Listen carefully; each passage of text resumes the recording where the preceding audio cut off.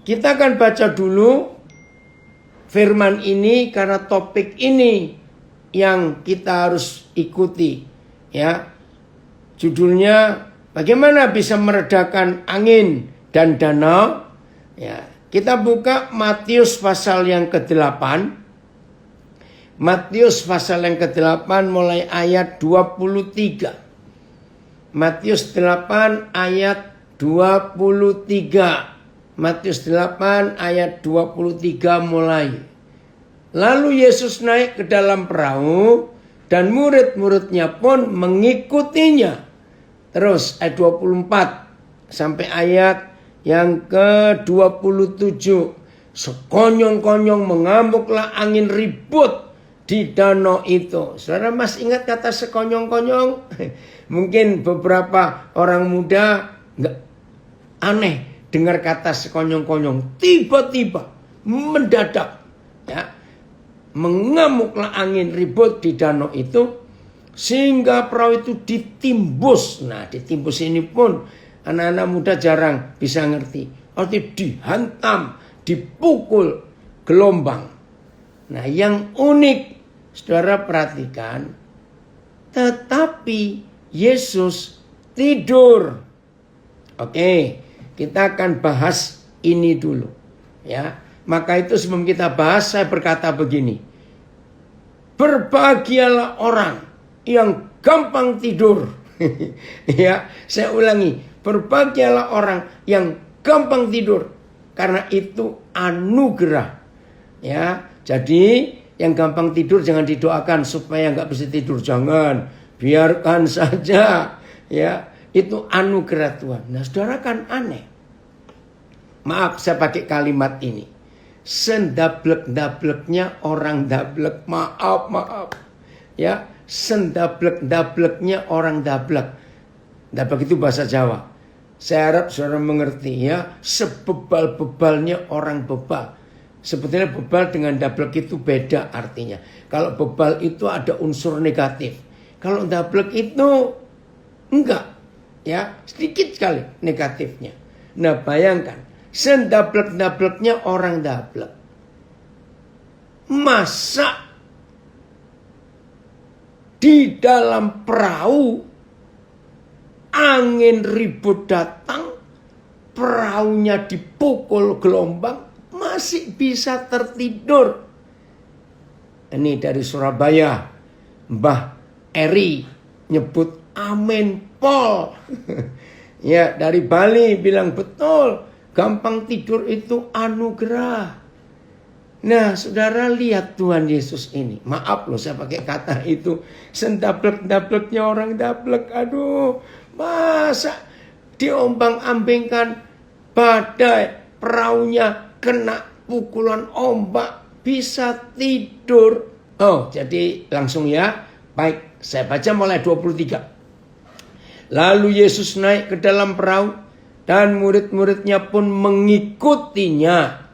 Sekonyong-konyong mengamuklah angin ribut di danau itu sehingga perahu itu ditimbus gelombang. Tetapi Tuhan Yesus, ini luar biasa, tidur. Ayat 25. Ya, ada ayat lain yang mengatakan, ya saya lupa Markus atau Lukas, airnya itu masuk ke dalam perahu, saudara. Ya, air itu masuk ke dalam perahu. Berarti Tuhan Yesus kena air juga dong. Tapi aneh, dia tetap tidur. Ini yang luar biasa. Maka ayat 25, datanglah murid-muridnya membangunkan dia. Katanya, nah coba. Saudara kalau melihat murid-murid ini membangunkan dia, ngomongnya, Tuhan, tolonglah kita binasa. Pasti ngomongnya nggak halus-halus. Tuhan, tolong dong bangun. Kalau enggak kita ini binasa. Kan nggak mungkin begitu. Ini mereka emosi karena takut mati. Tuhan, tolonglah kita binasa. Untung Tuhan Yesus nggak seperti kita ya. Ayo jujur. baik yang di dalam LP, maaf jangan tersinggung saya bilang ini.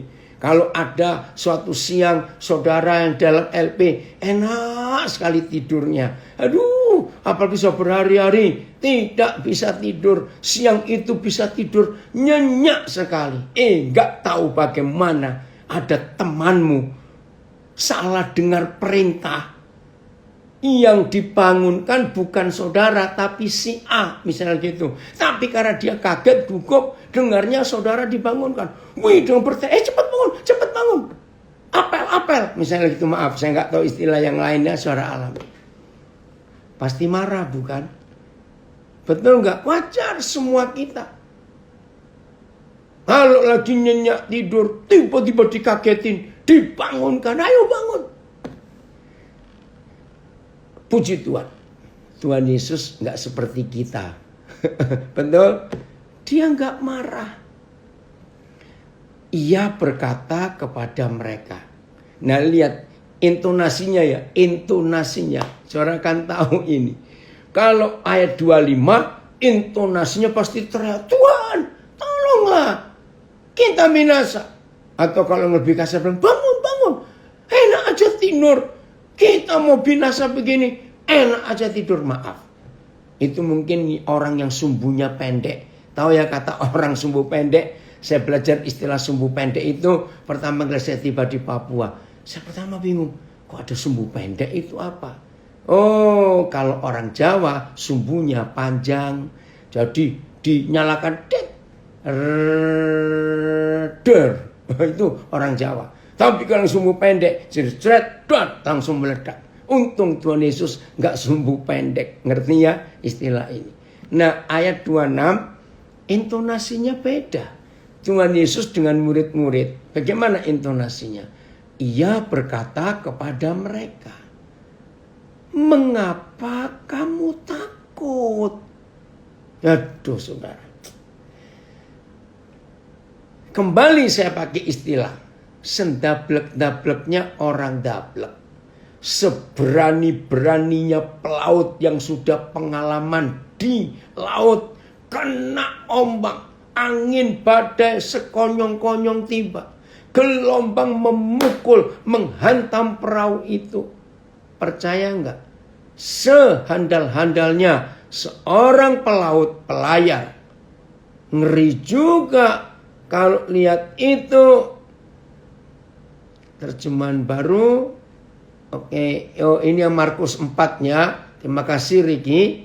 Lalu mengamuklah taufan yang sangat dahsyat. Nah, ini kalau tulisan Markus.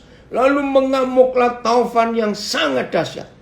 Dan ombak menyembur masuk ke dalam perahu. Sehingga perahu itu mulai penuh dengan air. Bayangkan. Dan Tuhan Yesus santai, rileks, tidur. Terima kasih untuk itu.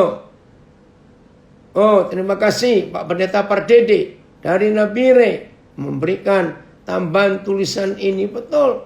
Sekonyong-konyong, tiba-tiba, ini terjemahan apa? TSI. Tiba-tiba datanglah badai besar melanda danau itu, badai besar. Ya. Perahu mereka dipukul ombak dan banyak air masuk sehingga perahu itu hampir tenggelam.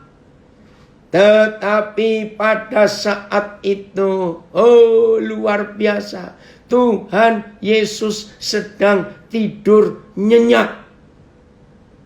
TSI ini terjemahan apa ya?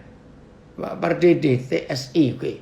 Ini terjemahnya lebih jelas lagi. Ya, tiba-tiba datanglah badai besar melanda danau itu. Perahu mereka dipukul ombak dan banyak air masuk sehingga perahu itu hampir tenggelam. Tetapi pada saat itu Yesus sedang tidur nyenyak. Maaf saya berkata lagi, sendablek-dableknya orang dablek.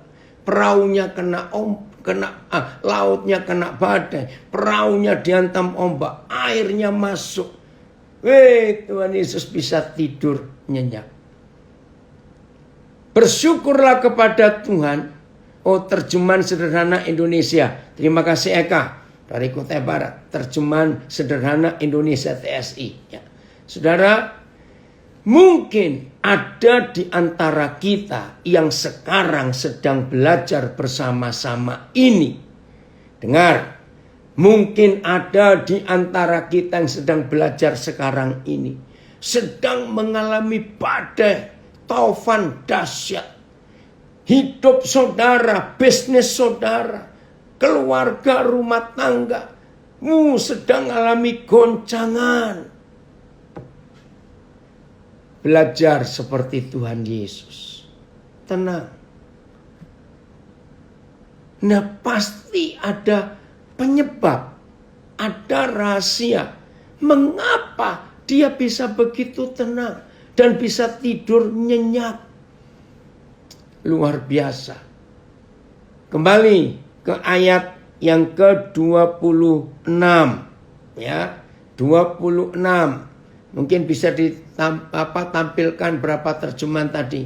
Termasuk TSI, Pak Pendeta Pardede dari Nabire. Oke ya. Ia berkata kepada mereka, "Mengapa kamu takut?" Wih, ini teguran yang aneh. Saya katakan tadi, sehebat-hebatnya seorang pelaut, sehandal-handalnya seorang nelayan, kalau mengalami badai besar, taufan dahsyat, hantaman ombak kena perahu, air masuk ke dalam perahu, perahu hampir tenggelam. Sehebat-hebatnya seorang pelaut, tetap keder juga. Betul tidak, saudara? Tapi Tuhan Yesus berkata, "Mengapa kalian takut?" Berarti ada alasan. Tapi teguran Tuhan Yesus ini mengagetkan. "Kamu yang kurang percaya." Ada komen di Facebook. Wah, resep mahal ini. Ada badai tetap bisa tidur nyenyak. Betul. Nah, ada yang komen lagi dari Bogor. Berarti Tuhan Yesus basah, tapi bisa tetap tidur. Canggih katanya. Saudara, kita harus mengalami ini di dalam hidup kita. Di tengah badai. Juga rekan-rekan, saudara-saudara yang sedang dinyatakan positif COVID. Relax, ada Tuhan. Serius.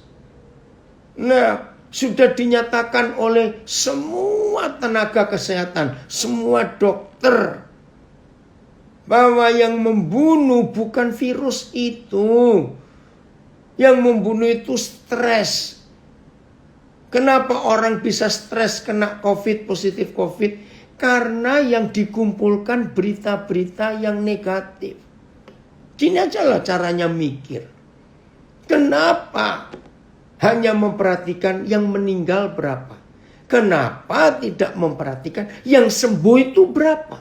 Sebab yang sembuh jauh lebih banyak daripada yang meninggal. Jadi kalau saudara salah dengar, kalau saudara ngumpulkan berita-berita yang negatif, yang hoax atau hoax itu, nggak usah nunggu COVID. Kena jerawat satu aja bisa mati juga. Maaf, itu istilah saya. Jangan tersinggung. Betul nggak? Karena yang membunuh itu bukan virusnya, bakterinya. Stresnya itu loh. Yang membunuh. Saudara, ini yang kita harus tahu. Ayat 26. Oke. TSI ya. Kembali Pak Pendeta Pardede nayangkan. Jawab Yesus. Kenapa kalian begitu ketakutan? Kalian kurang yakin kepadaku. Nah, ini terjemahan sederhana Indonesia. Ya, saya baca lagi. Kenapa kalian begitu ketakutan? Kalian kurang yakin kepadaku. Ini teguran yang menakutkan. Lalu dia berdiri. Ya. Lalu dia berdiri. Dan memerintahkan. Garis bawahi kata memerintahkan. Angin kencang dan ombak itu untuk berhenti.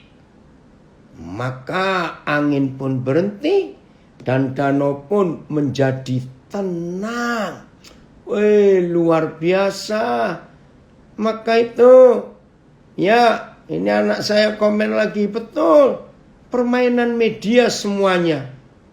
Aduh, saudara, maka itu kita tidak boleh kalah, ya, dengan apapun. Ada komen lagi, angin menandakan masalah-masalah. Tapi kita tetap harus tenang, biar nggak salah ambil keputusan. Papa dahsyat dalam memberi contoh hidup. Puji Tuhan. Ini yang Tuhan Yesus alami. Terima kasih Papa. Semua kita pasti pernah mengalami badai. Karena ketakutan mendahului sebelum tenang. Seperti rasa panik pasti menutupi ketenangan. Betul, rugi sekali. Ya, ini anak saya berapa waktu yang lalu kena sekeluarga ya, Niko ya. Sembuh juga. Nggak ancam nyawa kok. Puji Tuhan. Ya, saudara, jadi masalahnya bagaimana sekarang kita dalam hidup ini bisa mempercayai Tuhan Yesus dan mempercayakan hidup kita kepada Tuhan Yesus. Saya ulangi, yang penting di dalam situasi yang tidak menentu, juga bagi saudara yang di LP, mungkin beberapa permohonan saudara nggak dikabulkan. Nggak usah takut. Ada badai apapun juga. Belajar untuk tetap mempercayai Tuhan Yesus yang adil. Dan kita, kalau saudara dan saya bisa mempercayai Tuhan Yesus yang dahsyat, maka kita bisa mempercayakan hidup ini kepada yang kita percayai. Dengar kalimat ini.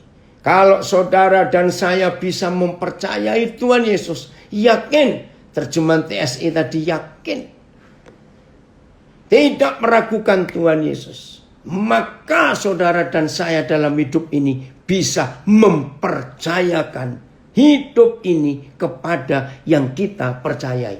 Wih, itu luar biasa. Ya, ini ada data. Makasih Ricky. Menurut data dari World Meters Info, hingga kini tercatat sudah ada 118.607.516 orang ya yang positif COVID di seluruh dunia. Nah, 94.221.203 orang itu sembuh. Dari 118 juta yang sembuh 94 juta, berarti yang mati ya kurangi itulah. Jadi jangan takut dengan apa saja ya, karena Tuhan kita luar biasa. Jelas ya? Jadi saudara dan saya harus mempercayai Tuhan. Harus. Tidak bisa tidak. Oke, saya bacakan satu ayat tambahannya. Yohanes pasal 11. Yohanes pasal 11. Saya mau cari. Tuhan Yesus berkata, dengan hal ini supaya kamu itu belajar percaya. Ayat yang ke-15. Yohanes 11 ayat 15. Tolong bisa dilihat juga terjemahan TSI dan terjemahan yang lain. Tetapi syukurlah aku tidak hadir pada waktu itu, sebab demikian lebih baik bagimu supaya kamu dapat belajar percaya. Ini kan masalah Lazarus. Ya, Tuhan Yesus diomelin. Kenapa Tuhan terlambat? Jawabannya luar biasa. Tetapi syukurlah aku tidak hadir pada waktu itu, sebab demikian lebih baik bagimu, supaya kamu dapat belajar percaya. Marilah kita pergi sekarang kepadanya. Ya sudah telat. Kan sudah meninggal Lazarus. Tapi supaya belajar percaya. Tadi ada terjemahan Amplified Saya akan baca ya, Amplified. Oke, ada kesaksian. Yes, amin. Papi saya umur 87 tahun kena COVID. Tuhan sembuhkan juga. Nah, bayangkan yang 87 tahun dan sudah, bahaya sekali. Oke, tadi mana Amplified-nya? Oh, ini dia. Makasih Mike. And he said to them. Dan Yesus berkata kepadanya, why are you timid and afraid? Wih, kenapa engkau itu gemetaran dan ketakutan, rentan sekali? Oh, you of little faith. Aduh, kamu yang imanmu kecil. Then he got up and rebuked the winds and the sea. And there was a great and wonderful calm, a perfect peaceableness. Itu bahasa Inggrisnya, peaceableness. Damai yang tidak terkatakan. Terima kasih Mike untuk itu. Ya, karena kita bisa merasakan dan melihat itu. Untuk percaya, puji Tuhan. Jadi dalam hidup ini kita harus tahu bahwa janji Tuhan itu ya dan amin. Oke, ini Pak Guru Harrison. Kita sudah mati duluan di dalam Yesus. Maka itu kita nggak perlu takut. Jelas ya saudara? Jadi untuk percaya ternyata perlu belajar. Nah, untuk belajar percaya, untuk punya gelar percaya, itu nggak ada kampusnya, nggak ada universitasnya secara fakta. Tapi ada universitas kehidupan. Betul nggak? Nah, kalau saudara dan saya mau mengakui semua yang kita alami, enak yang nggak enak, baik yang nggak baik, berarti kita sedang kuliah di universitas kehidupan. Ya, universitas kehidupan. Fakultasnya kesulitan dan penderitaan. Nggak boleh lari dari situ. Universitas kehidupan itu membuat kita percaya. Ya, terima kasih Sinta. Universitas kehidupan, fakultasnya penderitaan. Wah, pasti lulus. Gelarnya percaya. Maka kalau kita bisa percaya kepada Tuhan, pasti kita bisa mempercayakan diri kita. Oh, puji Tuhan. Ya, jadi jelas ya saudara, maka itu dalam hidup kita tidak boleh menyerah kalah. Bagaimanapun keadaannya, kita tetap yakin, tetap percaya bahwa rencana Tuhan tidak pernah gagal untuk hidup kita. Maka itu penting sekali masing-masing kita untuk tetap taat supaya kita bisa percaya. Oke, lambas. Universitas kehidupan, fakultas kehidupan ya Pi, pasti bisa lulus. Amin. Lanjut ya. Matius berapa tadi? Kita kembali ke Matius supaya kita tahu bahwa apa yang Tuhan rencanakan atas kehidupan kita itu pasti yang terbaik. Matius 8:26. Ia berkata kepada mereka, mengapa kamu takut? Kamu yang kurang percaya. Lalu bangunlah Yesus. Awas ya para pemimpin, dengar kebenaran ini. Ya, tadi kan saya bilang, orang yang sudah bisa nyenyak tidur, tentu dikagetin suruh bangun. Wajar ya kalau marah. Tapi Tuhan Yesus tidak. Lihat. Lalu bangunlah Yesus menghardik. Tahu kata lain menghardik? Saudara, yang dihardik bukan yang membangunkan dia, tahu? Maaf. Lagi sekali, yang dihardik, yang ditegur dengan keras bukan yang membangunkan dia. Jangan salah loh. Jangan marah kepada orang yang membangunkan saudara lagi tidurnya. Yang dihardik itu angin dan danau itu. Oh, terjemahan The Message dari Ricky. Jesus reprimanded them. Jadi mengulangi perintahnya. Jadi nggak cuma sekali. Why are you such coward pengecut terjemahan cowards itu. Such faint hearts. Hati yang dekil, hati yang keras, hati yang tembok. Then he stood up and told the wind to be silent, the sea to quiet down. Silence! Tenang. The sea became smooth as glass. Lautnya jadi tenang seperti kaca, seperti cermin. Nah, itu terjemahan yang lain kita diperkaya dengan banyak pengertian. TSI, ya. Jawab Yesus, kenapa kalian begitu ketakutan? Kalian kurang yakin kepadaku. Lalu dia berdiri dan memerintahkan. Angin kencang dan ombak itu untuk berhenti. Maka angin pun berhenti dan danau pun menjadi tenang sekali. Puji Tuhan. Ya, karena kita anaknya, Frankie, maka Tuhan tidak menghardik kita anaknya, tapi dia menghardik masalahnya. Puji Tuhan. Nah, saudara, maka itu dalam hidup ini kita harus tahu otoritas. Dengarkan, otoritas yang Tuhan beri kepada kita. Kita gunakan untuk apa dan untuk siapa? Saya ulangi, kita punya otoritas. Dan otoritas itu ada di mulut kita. Kita gunakan untuk apa dan untuk siapa. Itu penting sekali. Saya mau baca kitab Roma. Roma 10 ayat yang ke-8. Oke, ada yang komen di IG. Universitas Kehidupan dan Fakultas Penderitaan. Maka kalau kita lulus, langsung S3.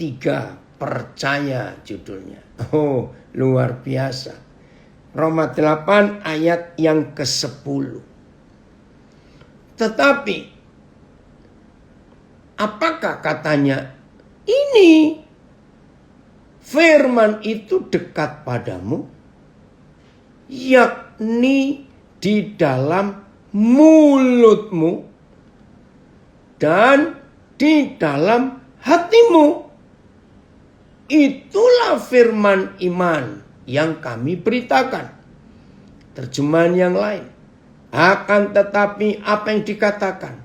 Firman itu dekat padamu. Dalam mulutmu dan dalam hatimu. Itulah perkataan iman yang kami beritakan. BIS maksudnya adalah begini. BIS ya. Dekat engkau ada perkataan itu. Mohon maaf. Maksudnya adalah begini, ya. Berita dari Tuhan itu dekat sekali padamu, pada mulutmu dan dalam hatimu. Itulah berita yang kami siarkan. Berita bahwa orang harus percaya. MELT, sebaliknya apa yang dia katakan, firman itu berada di dekatmu, di dalam mulutmu, dan di dalam hatimu. Inilah firman iman yang kami beritakan.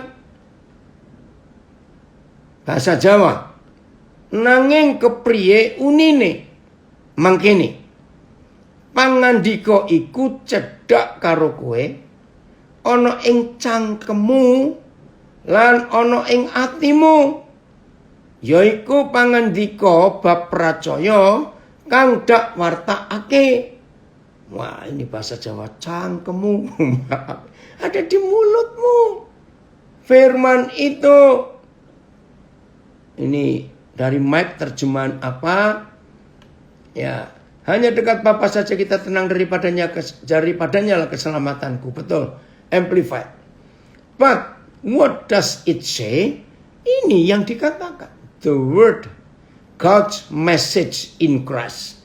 Jadi berita Tuhan di dalam Kristus is near you, on your lips di bibirmu and in your heart. That is the word, the message, the basis and object of faith which we preach. Puji Tuhan. Nah, saudara, sekarang kita menemukan jawabannya. Mengapa angin dan badai itu bisa taat dan tunduk kepada Tuhan Yesus? Jawabannya karena firman itu ada di mulut Tuhan Yesus dan di hidup Tuhan Yesus. Begitulah kita semua. Kalau firman itu ada di hidup kita, pasti firman itu keluar di mulut kita. Maaf ya saudara, yang sering ngomel, yang sering maki-maki, maaf. Kesenggol dikit, mulutnya jahat keluar. Orang lagi kelilipan. Ini ada kisah nyata, saya pernah alami sendiri. Bukan kepada saya, pada orang di sebelah saya. Waktu saya di Sydney, lagi nunggu bis di halte, di tempat pemberhentian bis. Wah, ada orang marah-marah. Karena dia tersinggung. Jadi ini kisah nyata. Kami bertiga, ya. Saya paling kanan. Nah, lalu di tengah ada seorang, sudah agak tua. Yang paling pinggir kiri saya jauh, ada seorang yang sedang bawa tas belanjaan. Saya juga mikir dari tadi. Kelihatannya berat belanjaannya itu ya. Ditenteng di dua tangannya. Saya cuma mikir, kok nggak ditaruh toh sambil nunggu bis itu datang. Jadi dia bawa saja. Ya udah. Nah, kami tiga lagi tola-tole. Ngeliatin bisnya, kok belum datang. Tiba-tiba orang yang di sebelah kiri saya, jadi yang di tengah. Wah, itu marah. Saya bingung, dia marah kepada siapa? Oh, ternyata dia marah kepada yang di samping kirinya, yang bawa tas belanjaan itu. Nah, saya kan sebetulnya bukan urusan saya, cuma jadi ingin tahu. Karena saya nggak dengar yang paling kiri itu buat apa-apa. Nggak ada suara apa-apa. Saudara, baru saya tahu penyebabnya. Nah, yang di tengah ini pas noleh ke kiri. Ke orang yang bawa belanjaan banyak itu. Nah, rupanya orang yang bawa belanjaan itu hidungnya itu sedang gatal. Karena tangannya ada belanjaan sehingga dia nggak bisa. Kan biasanya kalau hidung kita gatal terus tangan kanan atau tangan kiri kita gosokkan. Ya, tapi sekarang nggak boleh, udah masuk COVID, tangan nggak boleh pegang wajah. Oke. Nah, waktu hidungnya gerak-gerak begitu karena gatal. Orang yang di tengah ini pas noleh ke situ. Dia tersinggung. Dikira orang yang paling pojok itu ngeledek dia, ngejek dia. Ya ampun, kok ada orang sumbu pendek seperti itu. Ribut mereka. Nah, saya nggak bisa apa-apa karena saya nggak ngerti. Puji Tuhan, akhirnya bis datang. Dan kami tiga naik sama-sama. Nah, saya pernah ngalami seperti itu. Maka itu, apa yang ada di mulut saudara? Kemarahan, kejengkelan, kata-kata kotor, binatang, aduh maaf. FAYH. Sebab keselamatan yang datang karena iman kepada Kristus, yaitu keselamatan yang kami beritakan, dapat kita peroleh dengan mudah. Sebenarnya keselamatan itu berada dekat sekali, sedekat hati dan mulut kita sendiri. Ini FAYH. Nah, maka itu kita cek, kita periksa, kita tes. Apa yang ada di hati kita, itu yang keluar lewat mulut kita. Kalau firman itu harus sedekat mulut kita, bibir kita, dan hati kita, maka percaya enggak bahwa firman itu adalah otoritas. Saya ulangi, firman itu adalah otoritas. Dan Tuhan Yesus menggunakan otoritas firman yang ada di mulut bibirnya, yang ada di hatinya. Maka itu menghardik masalah, persoalan, pasti ada dampak.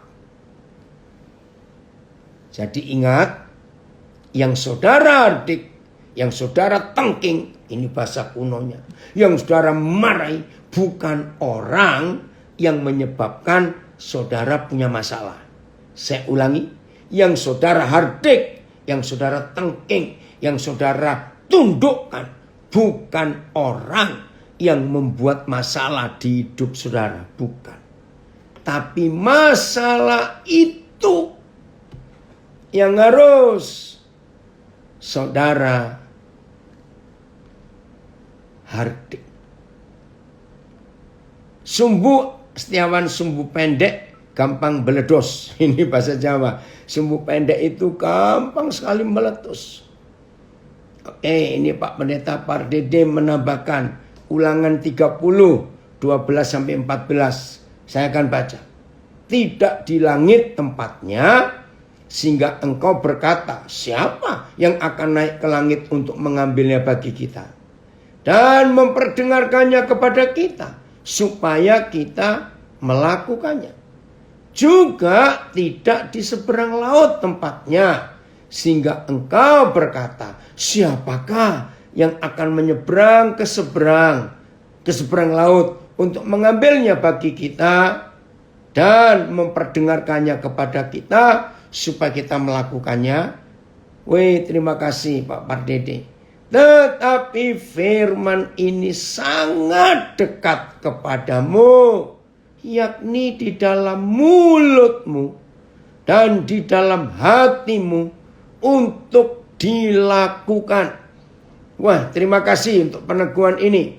Saudara boleh mencatat Ulangan 30 ayat 12-14. Iya, ternyata firman itu enggak di langit yang tinggi, sehingga kita bingung bagaimana mengambilnya. Juga enggak ada di seberang laut yang jauh, sehingga kita juga pusing, siapa bisa menyeberangi. Terima kasih Bapak Yahweh. Ternyata firman itu dekat dengan kita. Saya ulangi lagi. Tetapi firman ini sangat dekat kepadamu, yakni di dalam mulutmu dan di dalam hatimu untuk dilakukan. Oke, lalu ini Bapak atau Ibu ya. Yes, Yesus hardik masalahnya, bukan murid-muridnya. Betul. Oh, luar biasa ini saudara. Maka itu dalam hidup kita harus tahu ada siapa dan ada apa di mulut kita. Yang mulutnya penuh maki, kalimat kotor, hari ini harus bertobat. Oh, baru tahu sekarang sumbu panjang dan sumbu pendek. Betul, Senta. Itu istilah orang Papua. Ya, jadi kita harus tahu siapa yang ada di dalam hidup kita. Kalau firman itu ada di mulut kita, ada di hati kita. Ingat loh, firman itu otoritas. Maka kalau kita ucapkan kepada siapa saja, mereka bisa dengar. Wih, ini luar biasa. Ulangan 32 ayat 1. Ya, Ulangan 32 ayat 1. Inilah fakta bahwa firman itu enggak cuma orang yang mendengar, tapi alam semesta pun bisa mendengar firman. Lihat ini Ulangan 32 ayat yang pertama. Pasanglah telingamu, hai langit, aku mau berbicara. Dan baiklah bumi mendengarkan ucapan mulutku. Wih, luar biasa. Jadi aneh ya. Langit punya kuping, punya telinga. Bumi juga bisa mendengarkan firman Tuhan. AYT. Berilah telinga, hai langit, aku akan berbicara. dan bumi, dengarkanlah ucapan mulutku. PIS, dengarlah hai langit, aku ingin berbicara. Hai bumi, pasanglah telinga. Oh, puji Tuhan untuk itu. Langit dan bumi yang adalah benda mati, tapi bisa mendengar firman Tuhan. MILT. Pasanglah telingamu hai langit, aku mau berbicara. Dan dengarlah hai bumi, perkataan dari mulutku. Baik, terima kasih Tuhan. Untuk kebenaran yang luar biasa ini. Nah sekarang, apa dan siapa yang ada di mulut kita?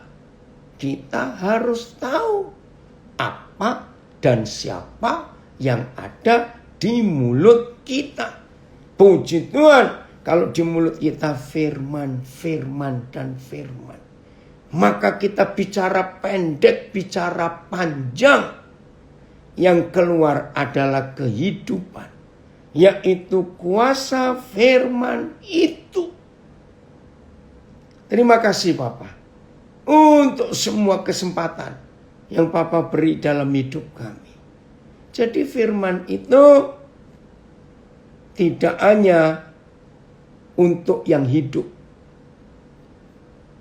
Berarti, ini dari Manado, benda-benda mati yang ada di sekeliling kita bisa menyerap apa yang keluar dari mulut kita. Betul. Nah, karena ada pernyataan itu, saya beri kesaksian.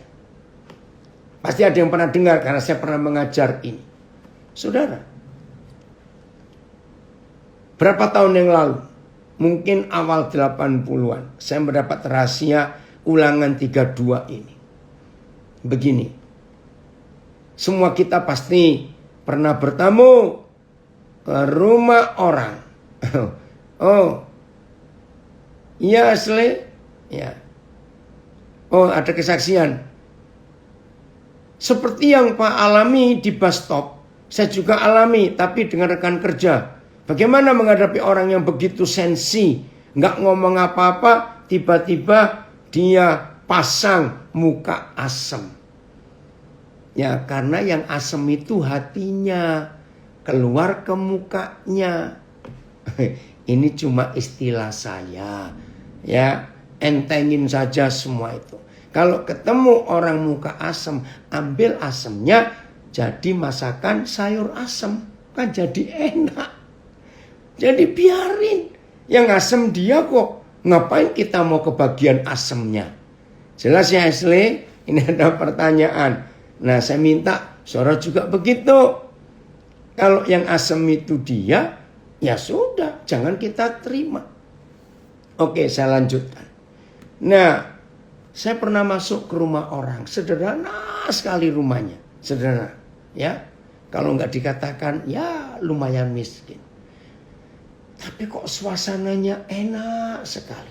Saya lihat apa ya yang membuat suasana ini adem, nyaman di rumah itu, padahal nggak ada barang mewah. Saudara, satu kali masuk ke rumah, wih, mewah saudara. Lihat pintu pagar depan, ya, pagar depan. Lalu masuk halaman, wih, tamannya rapi, indah, menyenangkan. Udahlah, pokoknya peta. Nah, terus lihat pintu utama masuk. Wih, pilarnya tinggi. Lantainya, wih, begitu masuk, hiasan-hiasannya, lapis emas. Aduh, luar biasa itu. Meja kursinya, wow, mewah sekali. Saudara, tapi suasananya kok gak enak, betul. Gak sebanding dengan kemewahan rumah itu, suasananya. Terus, dari situ saya mulai bertanya-tanya, apa yang membedakan? Nah, ketemulah Ulangan 32 ayat 1 ini. Ternyata suasana rumah teduh, damai, tenang, ribut, kacau, panas, walaupun pakai AC, itu tergantung penghuni rumah itu ngomongnya apa.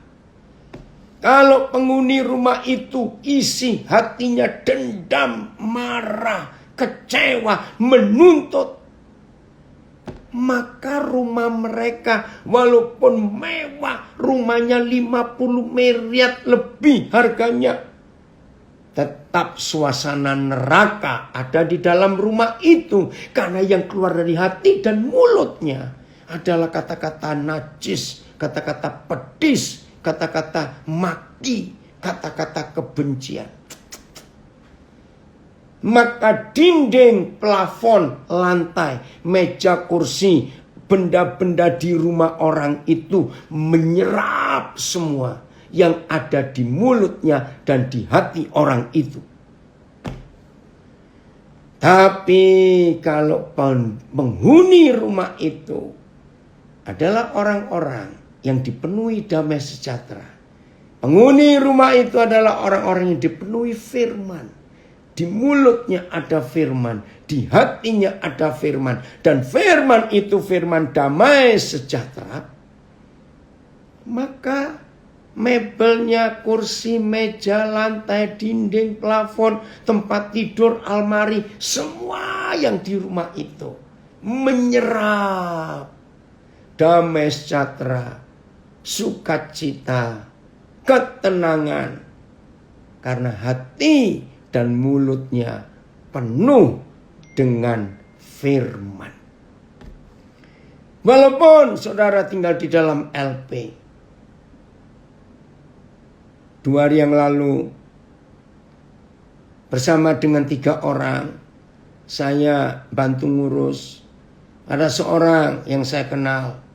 Karena kesalahan yang dia buat, proses sedang berjalan, tapi sudah dititipkan di LP Cipinang. Nah, dari kami 3, 1 ini teman baik yang gak pernah tahu seluk-beluk LP. Maaf ya saya bicara. Dia tanya saya, Koden betul kalau di LP itu mesti sewa kamar. Saya bilang tidak semua LP, tapi ada. Ini harus bayar sekian. Betul. Kaget dia. Kalau tidak akan campur rame-rame. Dan seringkali banyak gangguan. Nah, teman ini dekat dengan yang kena kasus. Akhirnya dia bayar untuk 1 kamar. Nah, bagi saudara yang gak bisa sewa kamar, gak apa-apa. Lakukan firman ini. Hati dan mulut saudara penuhi dengan damai sejahtera, dengan firman Tuhan. Maka suasana, kalau saya pakai istilah umum aura, maka aura firman yang ada di mulut dan hati saudara, itu akan membuat suasana sel yang begitu sempit, pengap, gak enak. Tapi karena ada saudara yang hatinya dan mulutnya penuh dengan firman,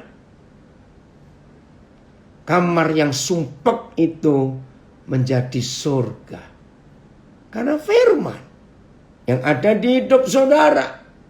Ada yang komen, berarti di dalam penghakiman nanti bumi air akan bersaksi apa yang kita ucapkan. Betul. Maka itu saudara, kita harus merubah hidup. Berarti di Facebook orang bisa alami neraka dalam keluarga sebelum ke neraka. Betul kalimat ini. Saya bacakan ya. Berarti orang bisa ngalami neraka di dalam keluarga sebelum dia sendiri ke neraka. Karena perkataan yang dalam keluarga tidak menjadi berkat. Betul. Aduh, mulut ini kita perlu jaga. Luar biasa sekali. Ternyata bahagia dan sukacita itu sederhana. Tergantung pada hati dan mulut kita. Mantap kali. Betul. Jadi bahagia sukacita bukan karena barang-barang mewah. Bukan karena uang banyak. Tidak. Karena apa dan siapa yang ada di mulut dan di hati kita. Kalau yang ada di mulut dan hati kita itu penuh firman, maka terjadilah luar biasa. Oh, terima kasih Bapak untuk kebenaran ini. Ada yang komen, boleh makan sayur asam, tapi jangan wajah kita ikutan asam. Wah, nanti nggak kemakan sayur asamnya. Asamnya jadi apa itu? Iya, ada yang komen, luar biasa pemahaman ini. Semakin tersingkapkan. Firman Tuhan bukan hanya untuk manusia, untuk semua alam semesta. Pantesan badai boleh tunduk. Iya, karena otoritas firman. Maka itu Yakobus 3 berkata, hei para pengkhotbah dengar, dari satu mata air sumber tidak boleh keluar dua aliran. Maka itu dari mulut pendeta, dari mulut hamba Tuhan yang tukang gosip, khotbahmu tidak akan berdampak. Maaf, karena dari mulut yang sama kamu khotbah kebenaran, tapi dari mulut yang sama kamu menggosipkan orang bertobat. Itu saya pelajari lewat Yakobus 3. Maka itu hamba-hamba Tuhan yang mulutnya ember, mulutnya bocor bertobat, yang suka ngomongin orang bertobat. Gak akan berkuasa firman di mulut pendeta seperti itu. Kalau mulutnya tukang gosip. Walaupun orang itu ketahuan salah, bukan urusan kita. Kalau memang Tuhan memberikan kita kesempatan untuk bisa belajar, bisa menjadi berkat, nggak apa-apa. Dari perenungan ini kita belajar bukan dari luar yang mempengaruhi ke dalam, tapi dari dalam yang mempengaruhi keluar. Betul. Jelas ya saudara? Ayat terakhir. Matius 8 tadi. Ayat berapa itu ya? 27 ya. Bayi yang masih dalam kandungan pun bisa menikmati firman itu. Betul. Penting untuk calon ibu. Untuk tidak marah-marah. Ya. Ini Pak Jeffrey Siwu, salah satu host kita. Tuhan sedang siapkan anak kedua. Istrinya sedang mengandung masuk bulan 4,5. Nah, di dalam pengetahuan kedokteran, bayi dalam kandungan usia 5 bulan itu pendengaran indera pertama dari 5 indera dibuka duluan adalah indera pendengaran. Nah, semua istri yang mengandung masuk bulan ke-5, di situ firman Tuhan diberitakan kepada anak itu sejak dari dalam kandungan. Oh, luar biasa. Jangan ngomong jorok, jangan suka menghakimi orang. Jangan suka memfitnah orang. Betul Mario. Ini yang Tuhan inginkan. 27. Setelah danau itu teduh sekali. Dan heranlah orang-orang itu katanya. Orang apakah dia ini? Sehingga angin dan danau pun taat kepadanya. Orang kagum. Nah, seorang di LP, buatlah rekan-rekanmu, baik yang bukan Kristen, terheran-heran lihat hidup saudara. Karena di mulutmu dan hatimu ada firman. Oke, Pak Pendeta Max Lengi dari Taipei, silakan menjadi berkat. Saya ulangi lagi yang di dalam. Jadilah berkat. Supaya teman-temanmu yang Islam, yang Kristen, yang apa saja, itu bisa berkata seperti orang-orang di danau itu. Dan heranlah. Ya, jangan menghakimi orang lain atas kesalahan orang itu. Karena kita pun tak lepas dari kesalahan. Betul. Ayat orang-orang itu terheran-heran dan berkata, orang macam apakah dia ini? Bahkan angin dan danau pun mematuhinya. BIS. Pengikut Yesus heran. Mereka berkata, orang apakah ini? Orang apakah dia ini? Sampai angin dan ombak pun menuruti perintahnya. MELT. Dan orang-orang itu takjub sambil berkata, macam apakah dia ini? Sehingga angin dan maupun danau patuh kepadanya. Luar biasa. Jadi kalau dalam hidup kita ada firman ini dahsyat. Ada yang tanya, bagaimana caranya supaya tidak menghakimi orang dalam pikiran kita suka jahat? Ya, masukkan firman. Kalau di hati dan pikiran kita ada firman, kita nggak pernah curiga, kita nggak bisa jahat pada orang. Walaupun orang itu memang jahat. Nggak ada gunanya kita ikut-ikut jahat. Ya gobloknya kita dong. Orang jahat kok kita ikut jahat. Yang jahat biar dia sendiri. Nah begitu caranya. Wih, saudara, hidup ini berubah. Maka yang di dalam LP, awas. Kalau sudah lama nggak dengar berita dari istri, suami, anak, orang tua, jangan saudara berprasangka negatif. Jangan mereka-reka. Aduh jangan-jangan dia sudah dengan orang lain. Jangan. Positif keluarkan. Kirim berita yang baik. Setan nggak punya kesempatan kalau seperti itu. Maka itu mulai hari ini kita akan belajar untuk hidup mentaati firman Tuhan. Tuhan Yesus memberkati kita semua. Jadi pelaku firman-Nya. Supaya dunia ini jadi seperti surga. Karena ada Tuhan Yesus. Shalom. Tuhan Yesus memberkati kita.